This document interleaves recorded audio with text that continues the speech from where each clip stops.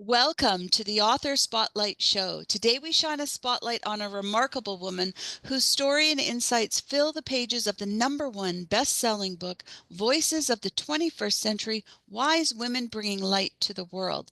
The cover on this book features the lotus flower, representing the light and transformation that this flower brings.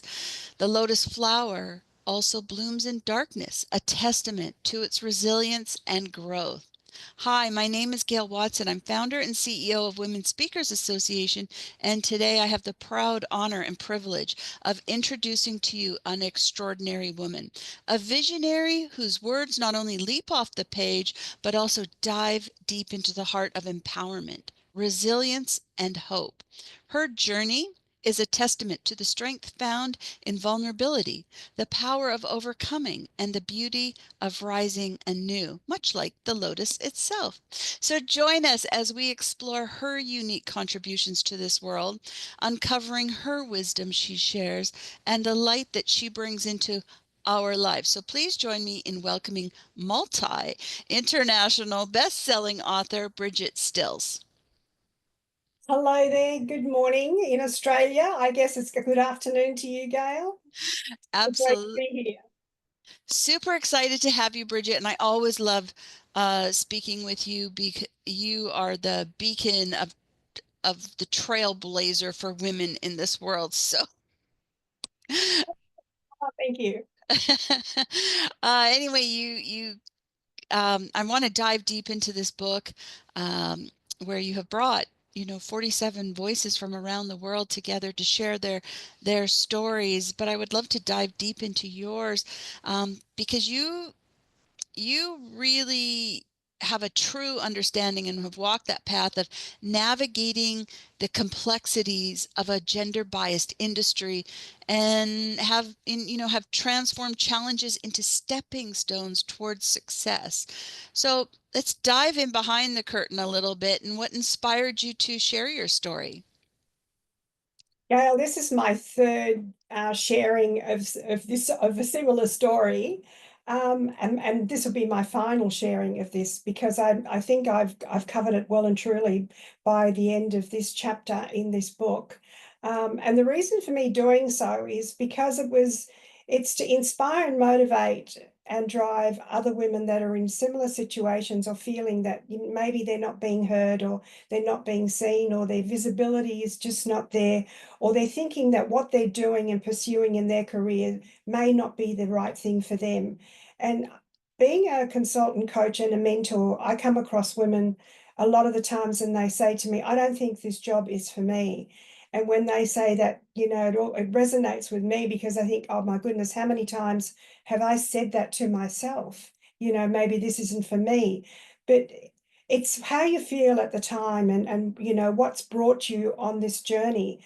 I know what's brought me on my journey, which was many many years ago, was something that I enjoyed, and I wanted a career. I wanted something different, and I wanted a challenge, and I'm always up for a challenge.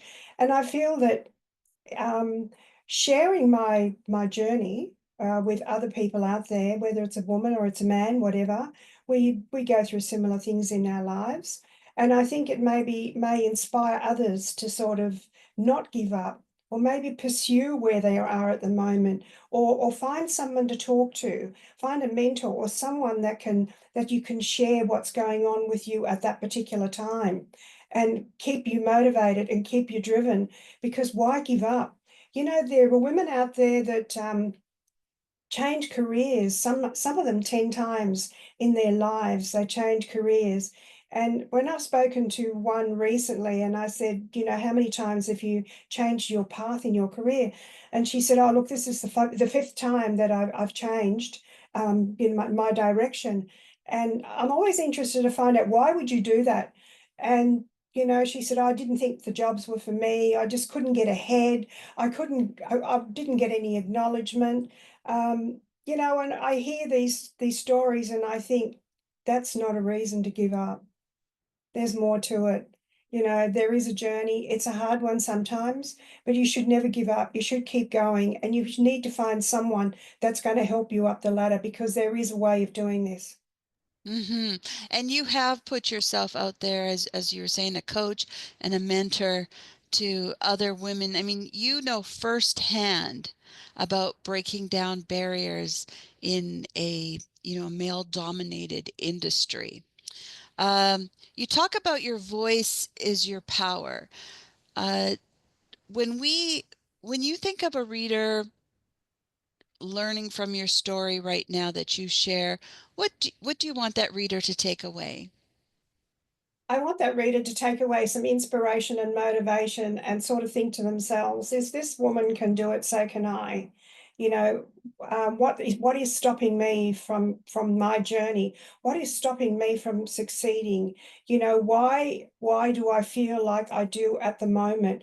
What is it that's brought me to this point in my life and where I'm at now at the crossroads? And I'm deciding whether I continue or whether I backtrack or go somewhere else. And I think we all need to be inspired and motivated by other women, sharing our journeys and our voices and our inspiration. And I think this is something that, I feel that I'd like to do for others. I feel that I've got to this time in my life where I've worked hard to get where I am, and I look back now and I say to myself, well, it was a journey, it was a hard one, but I've learned a lot. And I feel that I've done what I've done because I really, really wanted to. And I had rewards, and there are rewards. We've just got to look for the rewards. And I keep saying to other women out there, if you feel this is the way you want to go, if this is your inspiration and this is your journey and you want to get to the end of this road, you just don't give up. There are hiccups. There are hiccups in every journey that we take. And we just got to overcome them, and we've got to rise and shine and keep going.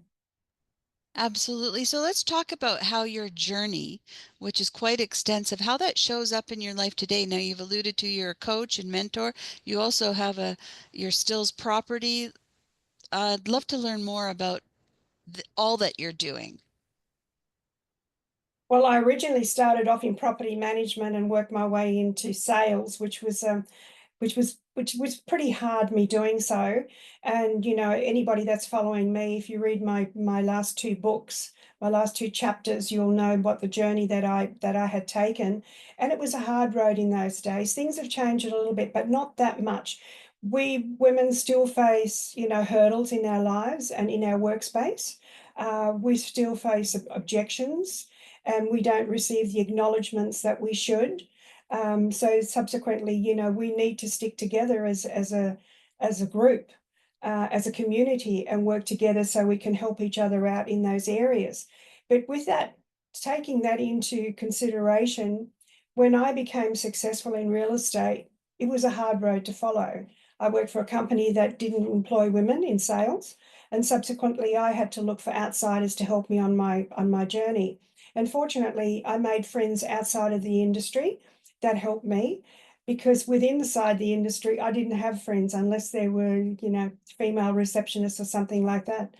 But I made it and I worked hard at it. But once I succeeded, it opened up other challenges for me in other areas. But at the end of the road, look, it led me to what I wanted to do, to start my own business after I'd worked for a few companies, and I thought, I can do this for myself. I can do this better. I've learned a lot. And subsequently, I had two previous agencies. I had a Ray White and I had a Lang and Simmons, both franchises that I grew. And then I moved away from that and I started Stills Properties. And Stills Properties' primary focus was on property management, because in those days, people weren't looking at property management as a business as such. That was their bread and butter, but the bigger sales were making money for the companies. And so property management was sort of set aside, and it was just the bread and butter coming in each month, and they didn't spend a lot of time on it. And I used to feel for the people that owned investment properties. I used to think, what service are they getting? Who's providing this service? Are these people skilled? Do they know what they're doing? Are they up to speed with rules and regulations and all that sort of stuff? And the more I sort of looked into this, the more I wanted to do it. And I started off a property management, and we did quite well at it. We ended up with 450 properties under our management. in the company that I had, and we had some high-end executive properties that we were managing. And to me, that was a challenge to get to that point, but I really, really focused on that, and I like that. And that was always my primary motivation, to get to a level where I could say to myself, "Well, you've done well." You know, I have I have these motivations every now and again, and I think there's something that I really need to do, and I got to get to it. And basically, that's where I was. So for 27 years, Stills Properties has been going, and subsequently, recently being the last 2 or 3 years, I moved across to coaching, consulting, and mentoring. And are you, do you focus more on women in terms of consulting or coaching, or right across the board? Look, it's right across the board. I have through COVID, there were a couple of men that that I helped, and some sad stories there with a couple of fellows that decided they weren't going to work anymore, and it was all too hard and too difficult. But we got across the board. So yeah, it's across the board. Anyone that needs help, or anybody that wants to have a conversation, I'm there. You know, it's not just about the monetary side of things. It's about helping and sharing my expertise, my experience, and my knowledge. Yes, and you are somebody who's definitely walks the talk, and you've really been there and showed up for many people. I mean, learning your story more and more, I get more and more inspired by what all the things you've done, truly, Bridget. So I want to know, if I'm sitting here listening to you share right now on this show, where can I get a copy of your book? Well, you can get a copy of my book at stillsproperties.com.au, or you can find me on LinkedIn, or you can find me on Facebook. And on my website, www.stillsproperties, you can go that way and you can get a copy of my book. Excellent. It's that easy. So find you everywhere. I'm visible. I You hope I am. are. You are. And that's a good thing. You're you're a great demonstration to others who want to get visible, who should be visible, and you really put yourself out there and stand behind your voice. And as you say in your book, your voice is your power.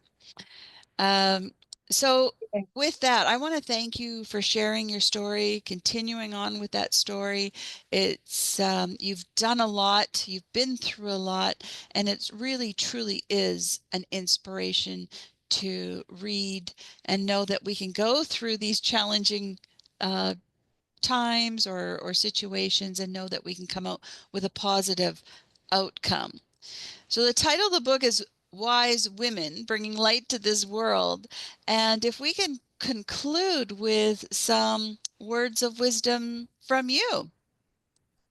Yes, look, I've got this fantastic book launch coming up on the 8th of March, at the Doherty Centre at Chatswood, from 2 o'clock till 5 o'clock.